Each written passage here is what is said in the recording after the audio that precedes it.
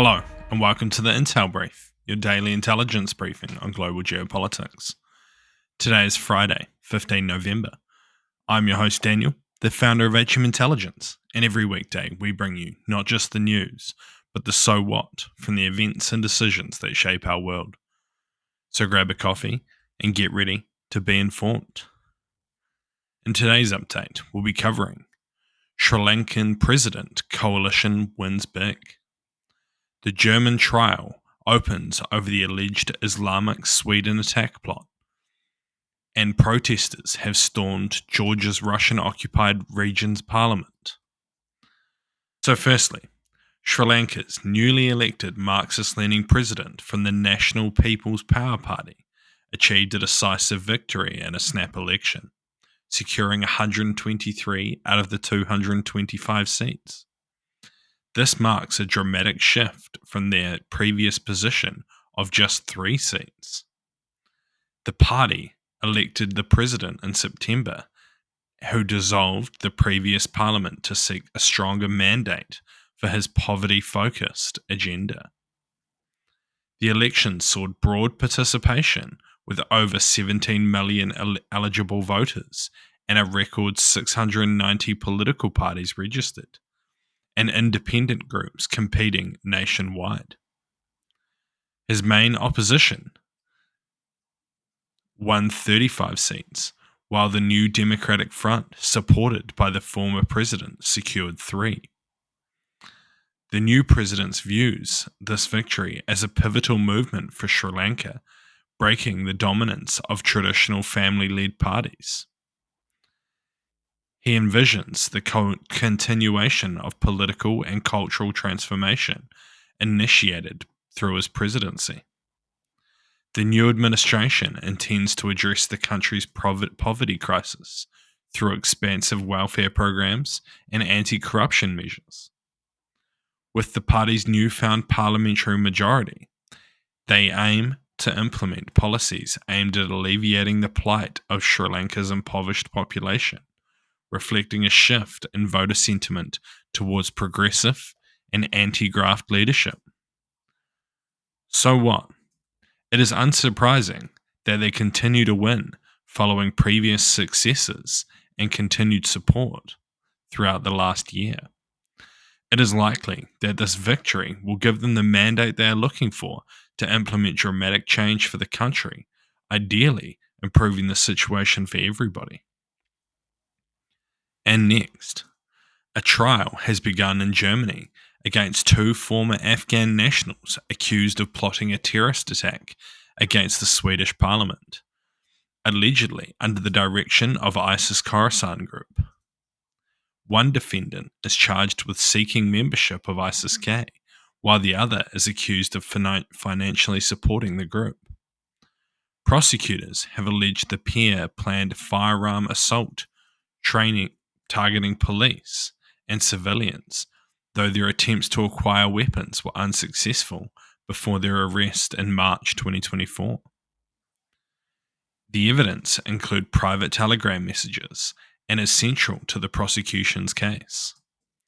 The plot reportedly emerged after protests in Stockholm, Sweden during the summer of 23, where copies of the Quran were burned by an Iraqi Christian refugee and a right-wing activist. These incidents sparked outrage across the Muslim world, leading to dramatic protests and attacks on Swedish embassies. The tension also became a geopolitical issue, with countries such as Turkey leveraging the event during negotiations over Sweden's NATO membership. So what? Charging terrorists is always an interesting situation, as often the evidence against them was collected using classified means. While it is highly likely they will be found guilty, what evidence is brought out against them could be telling of the type of collection that was used to identify them. In this case, how authorities gained access to the telegram messages without Telegram's approval. And lastly, protests in Sukhum, the capital of the Russian-occupied region of Georgia, erupted into violent clashes over a controversial proposal allowing Russians to purchase property in the region. Although the proxy parliament postponed consideration of the agreement, demonstrators demanded its outright rejection, denouncing its heavily skewed favour in towards Russia. Protesters surrounded the government buildings, breaching security perimeters and clashing with law enforcement while throwing eggs and bottles. Some demonstrators reportedly entered the parliament building, with opposition leader allegedly calling for an occupation until the president's resignation.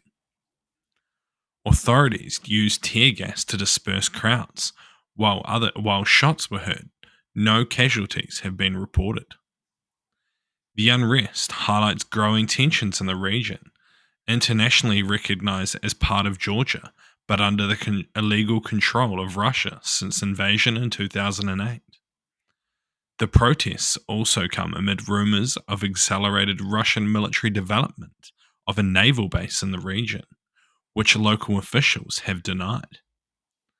The turmoil reflects broader regional instability, with Ukrainian President Volodymyr Zelensky hinting at potential strikes against Russian military targets in the area. So what? Although it is unlikely that these riots will lead to Russia withdrawing from the region, they do complicate its control.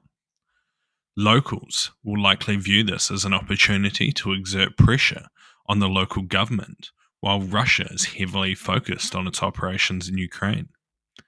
Additionally, there may be concerns about Russia further solidifying its control through the development of the regional naval base. Unfortunately, it seems probable that these protests will escalate into violence, with Russia employing aggressive tactics to suppress dissent. Thank you for listening to the Intel Brief, your daily intelligence briefing on global geopolitics, brought to you by HM Intelligence. If you want to support the podcast, tell your friends to help them stay informed, and leave us a 5-star review. Or if you want to learn more about intelligence, why not take one of our courses? They're all online, self-paced and affordable. Thank you for listening. I've been your host Daniel, and I'll see you next time.